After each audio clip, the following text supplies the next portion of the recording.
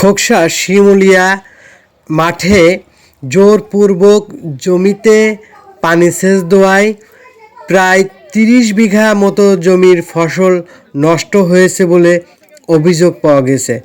অভিযোগের সত্যতা যাচাইয়ে সরেজমিনে গিয়ে দেখা যায় ভুট্টা, সরিষা সহ বিভিন্ন জমিতে পানি ডুবে গেছে, জমিতে পানি ঢুকে গিয়েছে। এ বিষয়ে ক্ষুব্ধ কৃষকরা জড়ো হন একসাথে।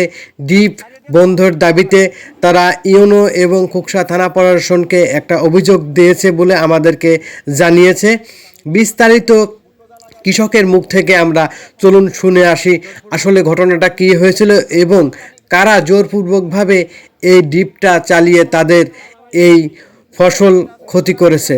বিস্তারিত থাকছে ভিডিওতে। বনবো, ধান লাগাবো, আমরা শুধু এক ক্ষেত করবো না তো।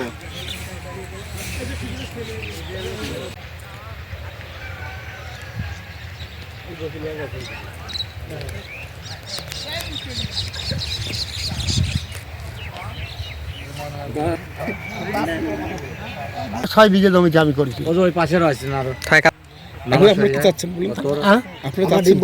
আমরা চাচ্ছি ডিপ বন্ধ, আমরা অন্য খেত পানি নেবো না। আমাদের খেত ভিজাই দিয়েছে, ভাসাই দিয়েছে। ভুট্টো, ফেসারি, পিজ, রসুন এসবের আবাদ করবো। ওরা জোর জুলুম করে আমাদের ধানের এক বছর ধানের চাষ করতে দেয়, কিন্তু আমরা খুবই ক্ষতিগ্রস্ত। টিওনো সাহেব আমাদের অনুমতি দিয়েছে, তোমরা যার যা বোনার বোনো। এবং আজকে ওরা লোকজন ভাড়া করে নিয়ে আসে সকালে ডিপ চালায় পানি দিয়ে আমাদের সব ক্ষেত ভাসাই দিয়েছে। এর আগেও আমরা বুনাবুনি করছিলাম, সেগুলো ভাসাই দিয়েছে। আমাদের ওদের বুকের উপর দিয়ে যাওয়া লাগে, ওরা ক্ষমতার জোরে আমরা জোর জুলুম করে আমাদের এই ক্ষতি করতেছে। আমরা এর সুস্থ বিচার চাই। চেয়ারম্যান এবং মজিদ খান এবং লগেন করম আলী, আর এখানে দেখা হলো গেন কুদ্দুস রেজন আছে, এরা হলো গেন ক্ষমতার মালিক, তত্ত্বাবধানে আছে। আমাদের জোর জুলুম করে আমাদের পানি দিয়ে ভিজায় দেয়। এদের ক্ষমতার উৎস এরা উপরে থাকে। আমাদের আমরা কারিগর মহল আমাদের ভয় ভীতি দেখায় আমাদের জোর জুলুম করে পানি দেবে, আমরা পানি নেব না। সেই জিনিস করবে। আমি 3 বিঘা পেঁয়াজ লাগাবো, এখানে ফেসারি বুনেছি আমি আছে 2.5 বিঘা। আমি ফেসারি বুনছি 2.5 বিঘা এবং আমি 3 বিঘা পেঁয়াজ লাগাবো, দানা দিয়েছি। এই পানি দিয়ে আমাদের নষ্ট করে দিচ্ছে। আমাদের পেঁয়াজ লাগাতেও দেবে না এবং ভুট্টো, পাট আমাদের বলতে দেবে না।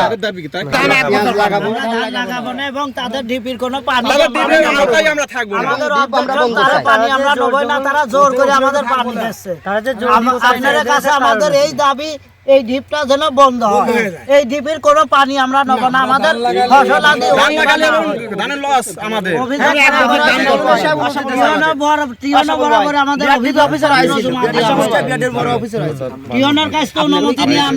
আমরা ধান চাষ করে বিগত 40 বছর ধরে ধান চাষে আমরা লস খাচ্ছি। এখন এই পর্যায়ে আমরা ক্ষেত বদলাতে চাচ্ছি, ওনারা বলতেছে ধানই লাগাতে হবে। ধরেন যে আমরা অন্য খেত করেছি, টিওনো সাহেব অনুমতি দিতে আপনারা খেত করেন, আমি লাইন বিচ্ছিন্ন করে দেবো না, কুষ্টিয়াতে আমার অফিসের থেকে কাগজটা আলি সমাধান করে দেবো। এই অবস্থায় ওরা এসে আবার জোর করে পানি দিচ্ছে।